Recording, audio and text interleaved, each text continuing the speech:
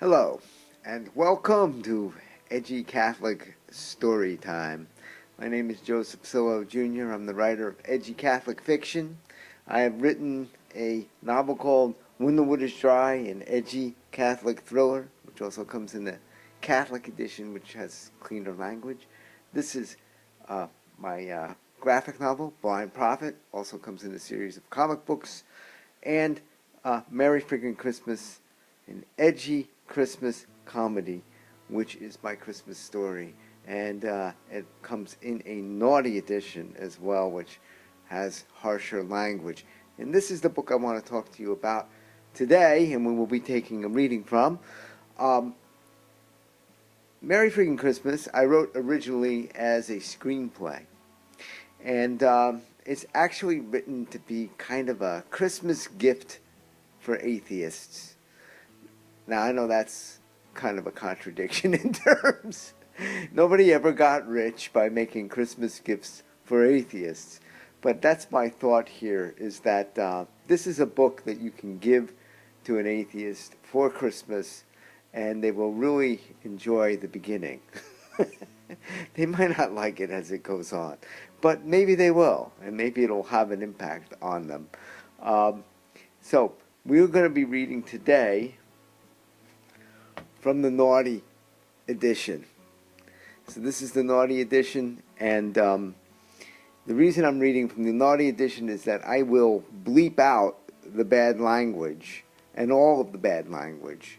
Now, in the Standard Edition, I came up with a literary way to kind of limit the amount of bad language in there, because I felt it was a little harsh for Christmas.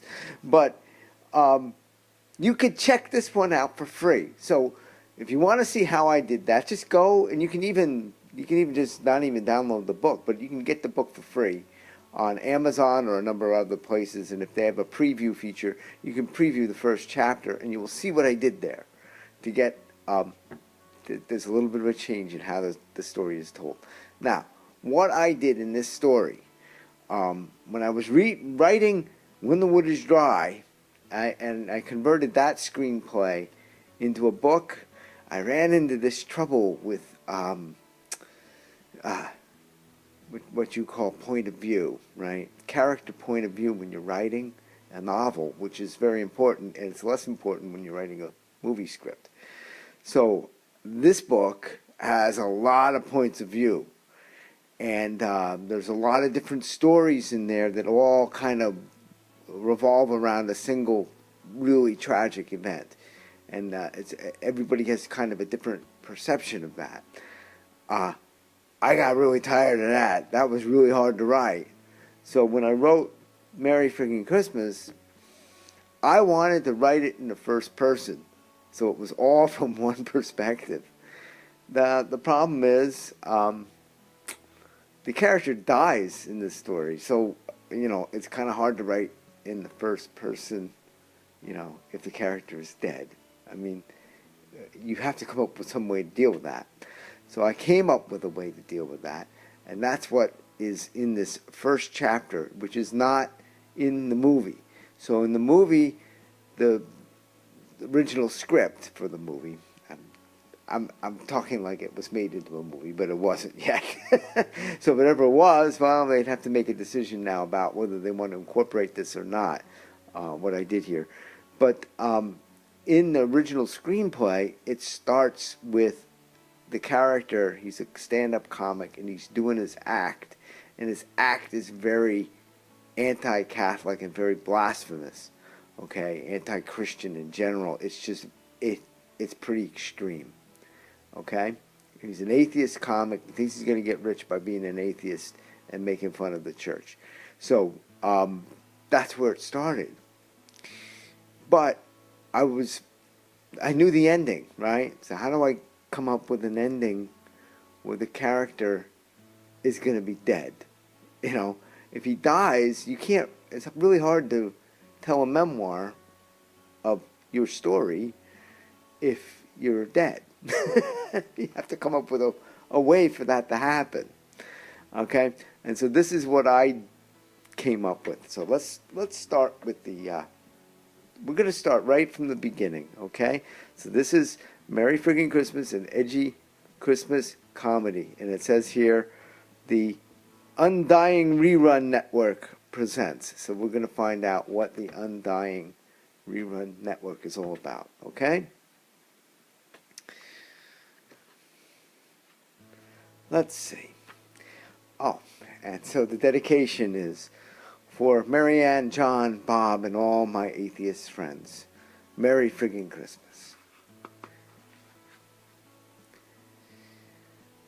And here's the epigram. What evidence would you have of my reality beyond that of your senses? I don't know, said Scrooge. Why do you doubt your senses? Because, said Scrooge, a little thing affects them. A slight disorder of the stomach makes them cheats. You may be an undigested bit of beef, a blot of mustard, a crumb of cheese, a fragment of an underdone potato. There's more of gravy than of grave about you, whatever you are. Charles Dickens, A Christmas Carol. Chapter 1. Caught Dead in Jersey. I wouldn't be caught dead in Jersey. That's what I used to say. And then I was. Twice. You know that bit they say Hemingway said? All true stories end in death? Well, it's a lot of bunk. I know that from experience. Death is never the end of the story. Put that one down to me, Carlton St. Michael, if no one else ever said it. But I wouldn't call my story a true story. I don't see how it could be. More like the most outlandish, superstitious nonsense ever contrived. That's what I would have called it when I was alive. Or at least before I died the first time. Life goes on, or so it seems. And having died twice, you would think I would have more confidence about it. But, well, I keep wondering if I might wake up and find out that I was right all along, before the madness inspired by my first death. And maybe I never died at all, not the first, nor the second time. Maybe I'm just in a coma or dreaming, and the dream will end. Maybe I'll wake up. Or maybe I'll die, and the nothingness I always expected will finally take over. They say my story is one of the all-time top-rated shows on the Undying Rerun Network. Yeah, that's right. URN. That's their idea of a joke around here. That's one of the things that makes me skeptical. Really? Earn? My life as depicted on the urn, if there is such a thing, is a Christmas comedy of all things.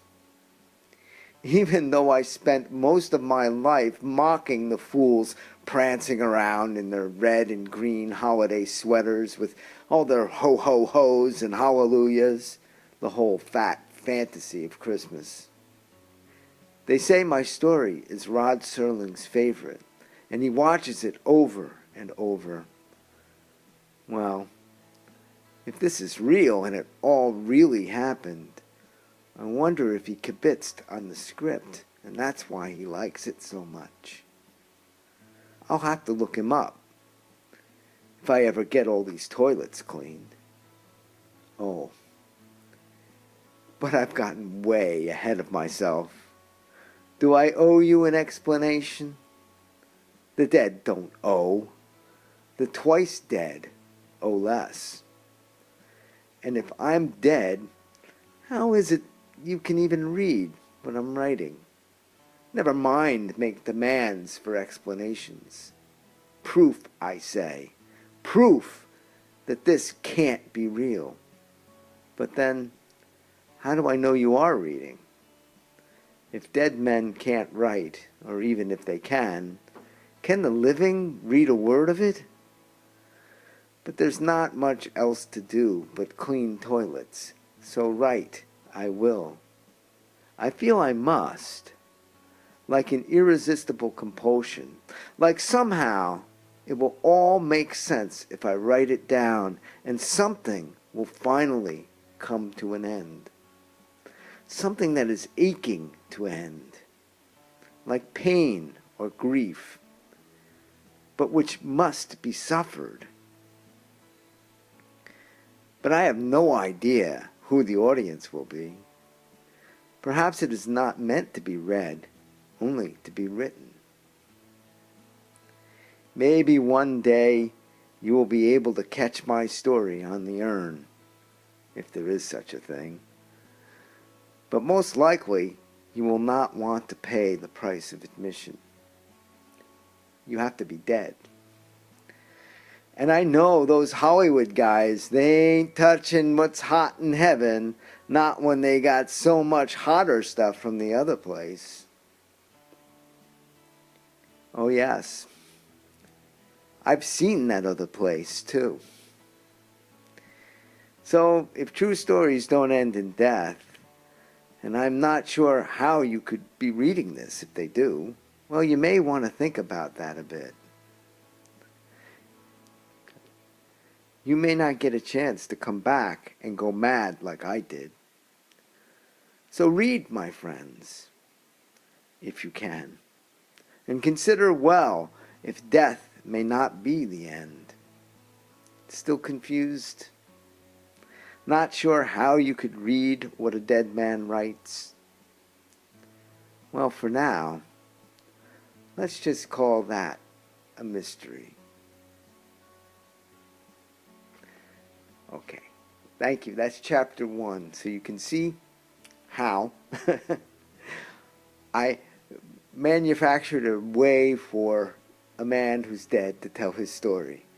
So you will be able to hear how he died twice and get an idea of where the story is going. We'll continue doing these readings, and since we're all locked down, we'll have a little bit of a story time. And hopefully you'll enjoy it. Thank you very much. My name is Joseph Cillo Jr. Again, I'm a writer of Edgy Catholic fiction. Check out my books.